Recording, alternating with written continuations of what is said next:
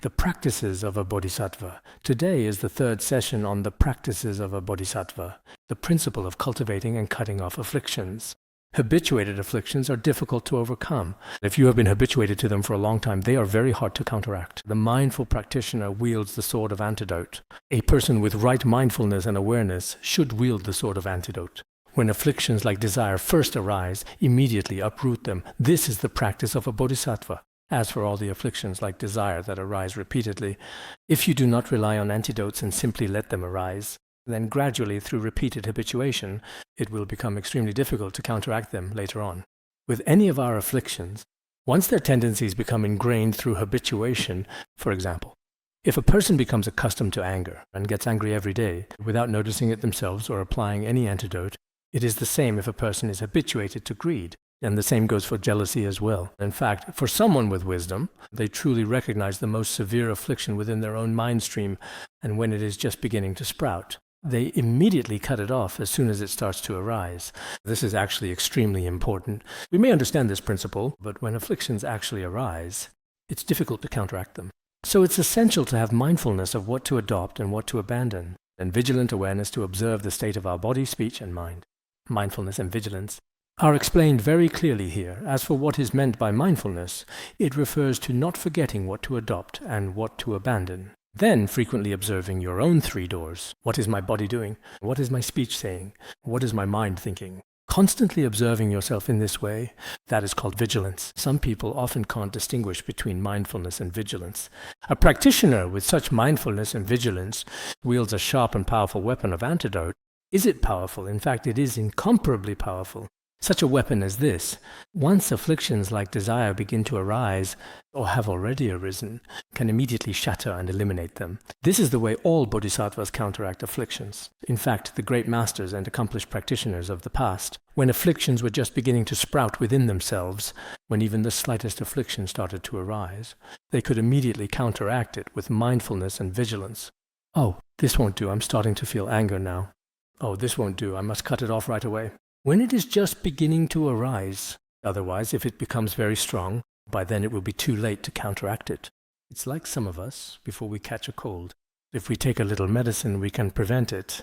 But once it gets really serious, when you have a runny nose, no matter how many packets of cold medicine you take, whether it's 999 or 888, none of them will work anymore. In the ornament of the sutras, it also says, afflictions destroy the precepts of oneself and others. In the way of the Bodhisattva, it also says anger, greed, and other such enemies. It profoundly compares afflictions to formidable enemies. All afflictions, you see, in both our present and future lives, are sins. They bring about suffering and make our minds unhappy. The harm they cause to ourselves and others is boundless and limitless. Therefore, we must cut off all afflictions that have faults. It seems like we don't need these quotation marks here. In the way of the Bodhisattva, it also says, what should we enjoy practicing? We should strive to cut off and battle against afflictions with a mind of aversion. If some people say, in that case, if we also develop aversion toward afflictions, or if we eliminate afflictions, then is this itself an affliction? Actually, this is a similar kind of affliction. It is not a true affliction. Here it says, this mind is like aversion. It seems as if there is a strong hatred toward afflictions, almost like a mind of anger. But in fact, it is a mind on the path. Relying on it is the only way to eliminate afflictions. It is also said that afflictions can be cut off with the sword of wisdom. The way to eliminate afflictions is to rely on right awareness and mindfulness. And as soon as the first signs appear, immediately recognize and capture the enemy. Then pierce its heart with the short spear of antidote. Here, just now, we talked about the powerful weapon of the antidote. Here, the short spear of the antidote. Some of our short spears are unfortunately not very effective at all, and their impact is quite limited. When it comes to applying antidotes, when afflictions arise, we may recognize it. Oh, an affliction is arising now. But the particular weapon you actually use as an effective antidote is especially truly dull, when you can't really use it. Otherwise, if you just let it be when it first arises, then when its power becomes strong, it will be difficult to eliminate. It's like what we often say, nip it in the bud. For some enemies, before they have grown, before they become powerful, you should wipe them out, nip them in the cradle while they're still small. This way is probably a bit better. Otherwise, once it truly appears, it's very hard to get rid of. As for the methods of battling the enemy of afflictions, In the 4th chapter of The Way of the Bodhisattva, this is also explained very clearly. For example, a seasoned veteran on the battlefield, when he encounters the enemy of afflictions, he will avoid direct confrontation. In the same way, we too should avoid the sharp edge of afflictions. Moreover, we should skillfully and cleverly restrain the enemy of afflictions. If it's a seasoned veteran, he is very formidable. When fighting, he himself also avoids direct attacks. Then he eliminates the enemy through other means. He is very skillful at restraining the enemy. In fact, some of our experienced practitioners are also very skillful. They are indeed very successful in their practice. Some of our senior teachers and experienced practitioners, they also have afflictions.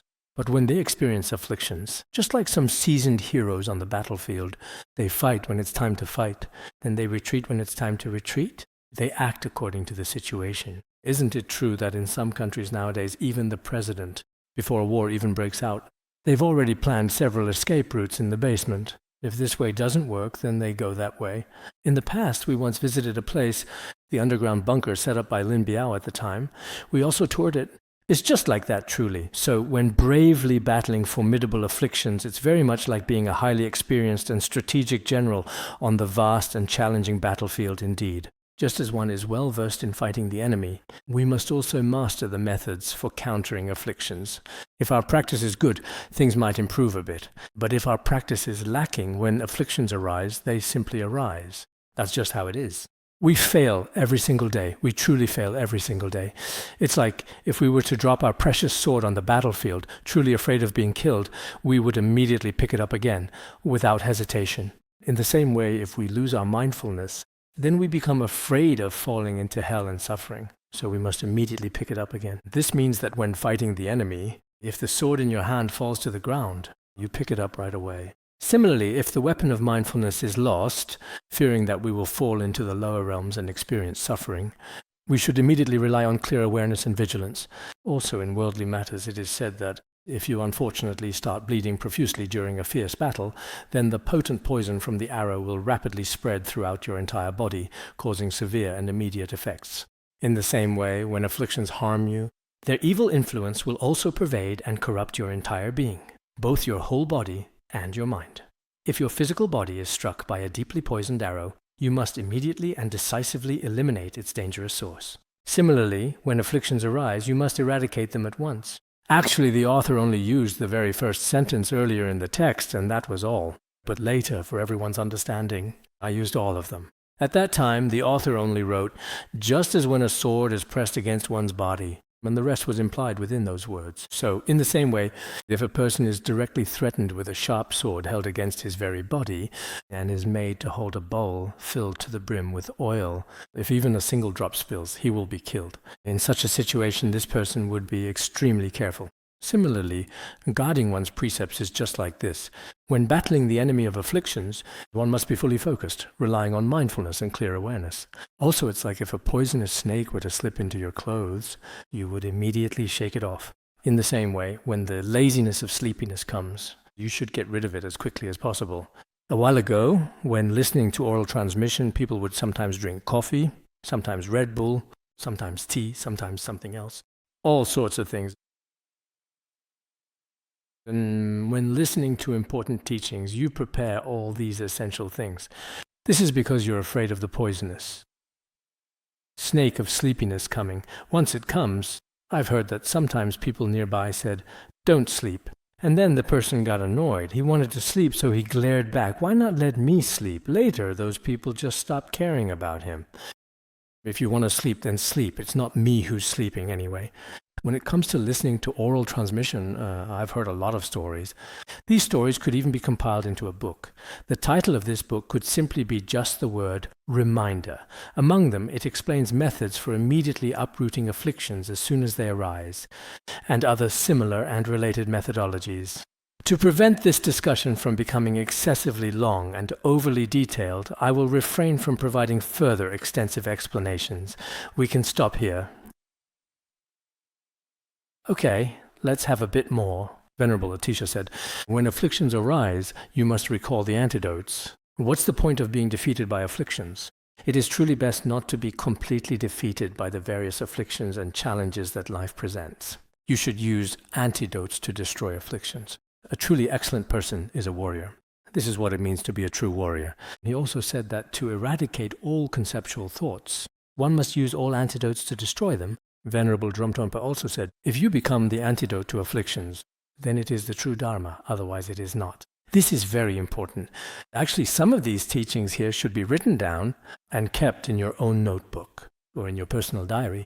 Every day, write down one of them. Look, Venerable Dromtonpa said, no matter how well we speak, no matter how we explain things, as long as it serves as an antidote to afflictions, then it is the true Dharma, regardless of the method. If it cannot serve as an antidote, then no matter how eloquently others speak, no matter what they say, it is actually meaningless. So some of our Dharma friends might look and think, this teaching is profound, this teacher is excellent, this medicine is especially good, but you have to see whether it can counteract your greed, anger, and ignorance. If it can counteract them, then it is the true Dharma. If it cannot counteract greed, anger, and ignorance, then it means this Dharma is not suitable for you.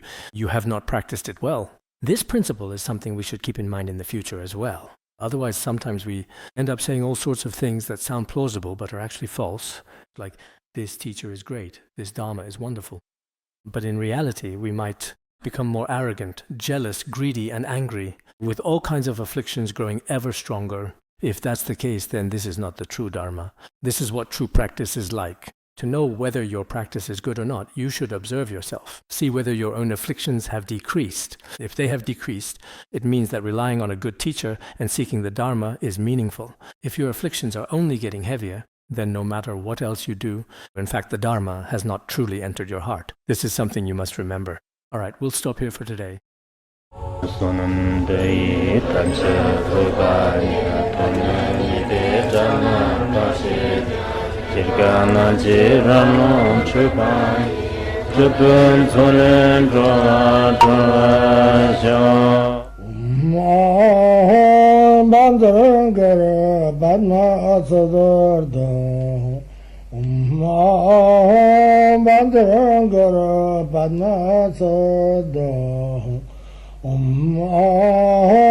Bandara Banma Sodargye